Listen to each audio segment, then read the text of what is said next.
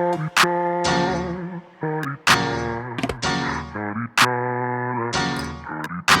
out the way. Who got a watch? Who got the time? I'm raising the clock. Even in my feelings, grind don't stop. Got big dreams, want big rocks. I got plans, you got talk. Heard it's real cheap, but it's really gon' cost. I'm tryna get these ends, building empires with my friends. I'm about handling my business. No time for stress over bullshit. You think success is an option? I'm tryna get this shit poppin' like woo. Big moves, my rules. Y'all heavy on the tweeting. I'll disappear a whole season like woo. Who said they looking for me? I'ma make you. Hey, DeMarie TV family. So let's talk about Big Brother Season 25, Episode 36. Listen. Okay, when it first comes on, Jack keeps the veto nominations the same. He didn't make any changes, which I was grateful for. I did not want him to be backdooring Cirie and placing her up on the block. So I'm happy that Cirie was not placed on the block. But then Cirie and Felicia are having their normal conversations. I believe that, for Cirie, Felicia's a safe space in the house. But Felicia decides to be a little snake and go upstairs at the crack of dawn, okay?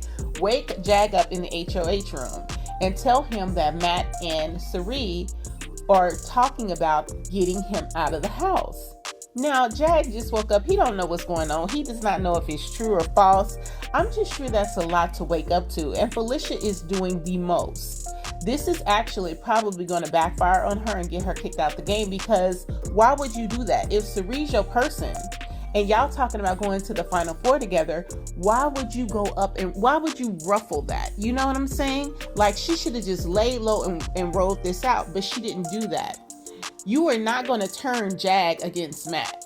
You're not, period. They've been riding together from day one. That is his day one. So no, you're not going to come in between that. He's not going to leave Matt to be in a, final two with you, Felicia, who runs your mouth all the time in the house. So then there is the eviction ceremony, and Blue has been clueless this whole time. I believe that they did not show that Jag told Blue that she was going home, but I believe he must have told her, because up until now, Blue was talking about she was going to be, windmilling up in the Big Brother house, and she was going to be going off on folks and doing this and that, and she did none of that. She made sure she was dressed in her outfit that she thought was cute, and that was about it. And when she went outside to talk to Julie, it fell flat to me. The kitty purr and all that, and she could have played a much better game by not being so loyal to these guys who were never loyal to her, never. And she just thought for sure she was always safe with Matt and Jag. What a huge mistake. She did not come into the house strategizing on how to get to the end. She was more concerned about her connections with men inside of the house. Be it Jared or be it Matt and Jag, that's where her focus was. And that's why Blue did not get to the end in this game. She had the ability to do it, but she just didn't focus on her game. She was more focusing on the connections that she had with the guys in the house. And that's where it got her out the game. So now we move into the actual double eviction, and this is exciting. The head of household competition is immediate. Jag is not able to play, which gives the other contestants a huge opportunity to change this game up. This is a time for America to show up. This is the time for Cirie to show up. So everything is on the line with this one.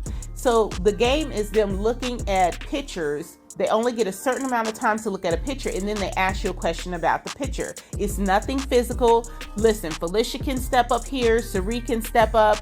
You can get a huge shift in the dynamics in this house if one of these people, nail this. So they're going through the game, and honestly, Cirie is doing amazing.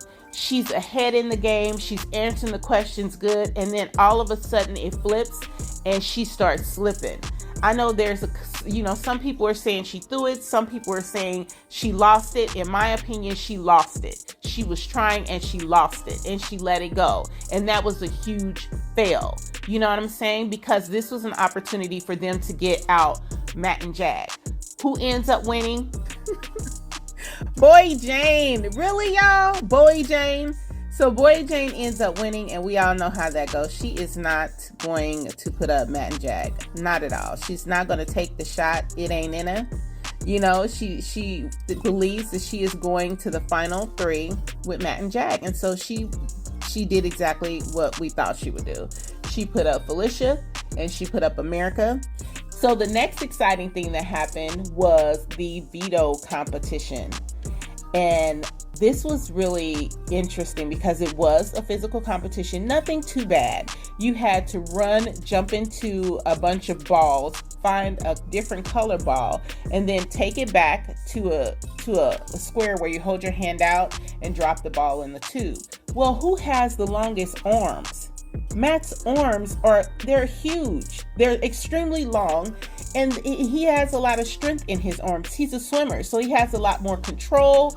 He has a lot more length. This game was ideal for Matt. It really was. It was ideal for Matt. He has the arms that make this game easy for him. And he literally just boom, boom, boom, drops 4 balls in the cylinder and he wins veto. He had already told Sari that he would not nominate her, and he stuck to it. He did not nominate Sari. He left the nominations the same. And as everyone expected, the next person to go home was America. America's exit was hilarious because she was crying. Girl, why are you crying? You know they was coming for you because you was coming for them.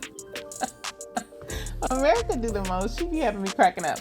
So America is going out. She tried, you know, she tried to talk to Matt to try to get him to take her off. She really fought hard to the end, but she's going back to see Corey. The thing that had me dying is that Julie asked America what she wanted or what her hopes were for her and Corey and the next steps. And this girl gonna say marriage. Really, America?